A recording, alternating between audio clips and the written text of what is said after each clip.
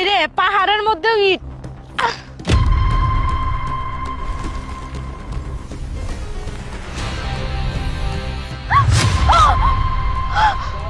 ভয় পেও না, আমি তোমার কোনো ক্ষতি করব না। ইয়াল্লাহ, তার আগে তুমি এটা কও যে তুমি পাথরের মধ্যে থেকে কিভাবে বাইর হইলা? তুমি পাহাড় থেকে যে পাথরটা ছুঁড়ে মারলে ওখানে আমি বন্দি ছিলাম। আরে আমি পাহাড়ের মধ্যে একটা পাথর পাইছি, দেখেই তো ফালাই দিছি। এই পাহাড়ের কোন একটি পাথরে আমার বাবাও বন্দি আছে। কি? পাহাড়ের মধ্যে পাথর, আর সেই পাথরের মধ্যে তোমার বাপও বন্দি? এটা কেন সম্ভব? তুমি পাহাড় খুঁড়ে আরো অনেক পাথর বের করো, সেখান থেকে আমার বাবাকে মুক্ত করো। এটা তোমার কাজ, এটা তোমাকে করতেই হবে। আচ্ছা ঠিক আছে, তুমি কোনো চিন্তা করো না। আরে বিথি কার লগে কথা কয়? কাউরে তো দেখা যাইতাছে না। এই বিথি, তুই কার লগে কথা কস? সাসি জিনের সাথে কথা কই। এই কই জিন? আমি তো কোনো জিন দেখতাছি না। এই যে সাসি, এই যে খাড়া আছে, তুমি দেখো। এই তাড়াতাড়ি নিচায় কাম কর।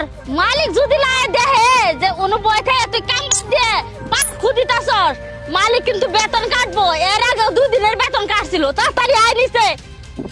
এই মহিলা তোমাকে কেন আটকাচ্ছে? ওকে বলো এখান থেকে সরে যেতে, না হলে আমি ওকে মেরে ফেলবো। কে রে বিথি? ও কি আমার মারার কথা কইতাছে? ফাঁসাছি, তোমাকে মারার কথা কইতাছে। ঠিক আছে ঠিক আছে, আর কথার দরকার নেই। পাহাড় খুঁড়ো আর একটা একটা করে পাথর ছুঁড়ে মারো, যাতে আমার বাবা এখান থেকে মুক্ত হয়ে যায়। আচ্ছা আচ্ছা ঠিক আছে, আমি পাহাড় খুঁড়তাছি। এই রে, এই কি করতাছস? কাম বাদ দে, পাহাড় খুঁড়তাছস। মালিকে দেখলে সমস্যা আছে। আচ্ছা আচ্ছা, কথা কই না তো, আমাকে পাহাড়টা খুঁড়তে দাও। কি যে কাম বাজানো বয়ে গপ্প করতেছ কে? আব্বারে ডাক দিমু, ডাক দিয়ে গেলে আজকে না তোমার বাইকে তুমি কাম থেকে। বুঝতে পেরেছি, এই দুই শয়তান এভাবে মানবে না, এদেরকে একটা শিক্ষা দিতেই হবে। বুঝছি, এবারে কাম হবো না, আমি জাত করতেছি। দেখেন দেখেন, আমি কইছি কাম কর।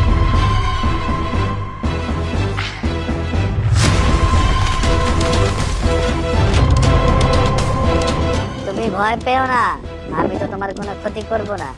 তুমি আমার বাবাকে মুক্ত করে দিয়েছো, বলো তুমি কি চাও? না না, আমার কোনো কিছু দরকার নাই, আমার কোনো কিছু লাগবে না। ঠিক আছে, তোমার হাতের কাছে যে পাথরটি আছে সেটা তুমি হাতে নাও।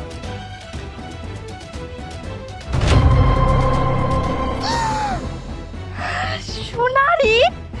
হ্যাঁ, সোনা হয়ে গেছে, এটা তোমার উপহার। যাও, বাড়ি চলে যাও। লুকাই রাহি, মাইসে থেকে নিয়ে যাবো কা। তোমার মেলা মেলা ধন্যবাদ। এই সোনারিটা দেওয়ার কারণে আমার আর কাজ কাম করে খাওয়া লাগবে না। আই তো মেলা বড় লোক হয়ে যাও কা। যাই তাদের বাড়িতে।